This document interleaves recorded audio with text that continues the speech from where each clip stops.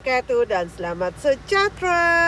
Okay, kembali kita pada sesi kali ini bersama pelajar-pelajar tingkatan 2 bab 9. Jadi yang ini dah 9.2. Okay, melibatkan pecutan. Alright. So, sekarang objektif kita adalah untuk menyelesaikan masalah yang melibatkan pecutan. Okay, jadi kita tengok kepada contoh. Kita dah belajar. Okay. Tak apa, kita tengok contoh dulu. Sebuah zarah memecut daripada keadaan pegun.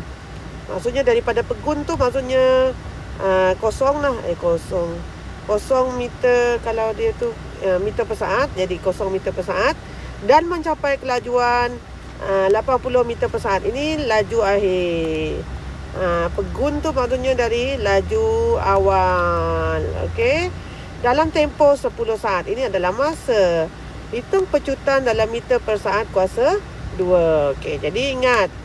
Pecutan is always laju awal. Laju awal pula. Laju akhir. Okey, laju akhir. Okey, tolak laju awal bahagi masa. Okey. Ini kita akan guna selama-lamanya. Okey, jadi laju akhir tadi adalah 80. Tolak dengan sifar, bagi dengan 10. Jadi 80 bagi 10 jadi 8 meter per saat kuasa 2. Right? So itu. Okey, jadi kita teruskan kepada soalan. Amar memecut motosikalnya. Amar Mukmin ni. Amar Mukmin pelajar tingkatan 3 ni. Tak adalah, okey. Amar lah memecut motosikalnya daripada keadaan pegun. Maksudnya motosikalnya mula-mula tu tidak bergerak. Okey, yang ini laju awal dia, laju awal sifar meter per saat. Okey, dan mencapai kelajuan 50 meter per saat. Ini adalah laju akhir dia. Okey, dalam tempoh 5 saat. Itu adalah T dia. Right? So, what you need to do is kita nak cari pecutan. Okey, cikgu suka suruh anak-anak tulis semula laju akhir tolak laju awal bagi masa. Kenapa anak-anak? Kerana apabila kita selalu buat begini, okey, macam kita buat ulang kaji lah sebenarnya. Kita melatih otak kita. Kita melatih otak kita untuk mengingat secara tidak sedar. Okey. 50 bagi 5. Okey. 50 bagi 5 10 meter per saat. Jadi 10 meter per saat kuasa 2 atau 10 meter saat negatif 2. Right. So itulah dia. Okey. Tak lama tu. Jadi bila kita buat macam tu dah jadi latih tubi. Jadi kita dah terus ingat. Tak payahlah kita susah payah kita nak bila nak exam nanti baru kita nak mengingat. Okey. Okey, sebuah kereta sedang bergerak dengan kelajuan 50 km per jam. Maksudnya ini adalah laju awal. Okey, dalam tempoh 6 minit. Ini masa kelajuan kereta itu telah bertambah menjadi 100 km per jam. Ini adalah laju akhir. Hitung pecutan dalam kilometer per jam. Dekat sini anak-anak. Dekat sini tengok. Dia nak pecutan tu dalam kilometer per jam. Okay, this one you have to be careful. Alright. Nanti kita tengok ya. Okay, jadi apa yang kita buat? Okay, kita tulislah pecutan sama dengan laju akhir tolak laju awal bahagi masa. Okey, laju akhir adalah 100 km per jam tolak laju awal 50 km per jam bahagi masa dia 6 minit. Kerana dia nak jam, kita tukar terus 6 minit itu kepada jam. 6 minit tu bagi 60. Jadi dia akan jadi jam. Itu teknik dia ya. Jadi 100 tolak 50 adalah 50 km per jam. Okey, 6 bahagi 60. 1/10.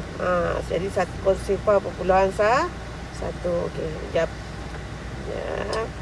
Kita standby kita punya kalkulator. Okey, yang ini adalah sifar bulan 1 jam.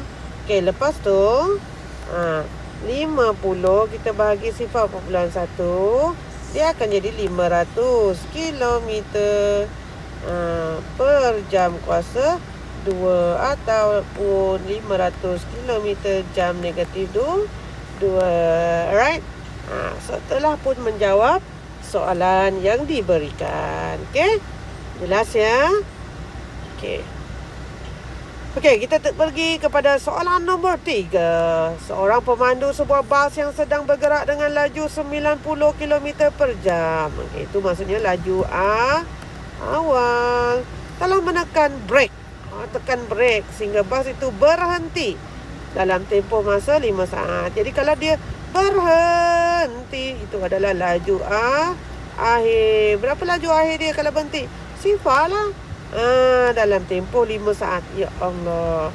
Dalam tempoh 5 saat dia boleh tekan brake. Nak pelantin manusia dalam tu. Hitung pecutan dalam kilometer per saat kuasa 2. Okey, kita tengok kilometer per saat kuasa 2 dia nak. Okey, dalam bas tersebut. Okey.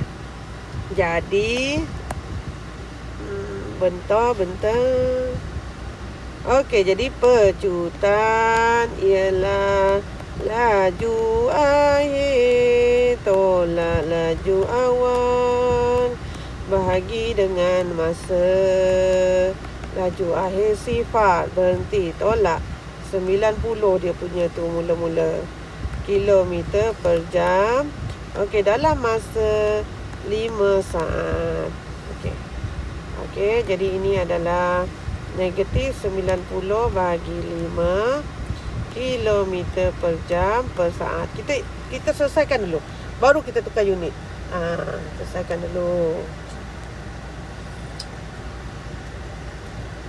90 bahagi dengan 5, jadi dia akan jadi negatif 18 kilometer per jam per saat. Okey, negatif tu ingat nyah pecutan. Okey, sekarang dia nak kepada saat kan. Okey, jadi kita perlu tambah dekat sini per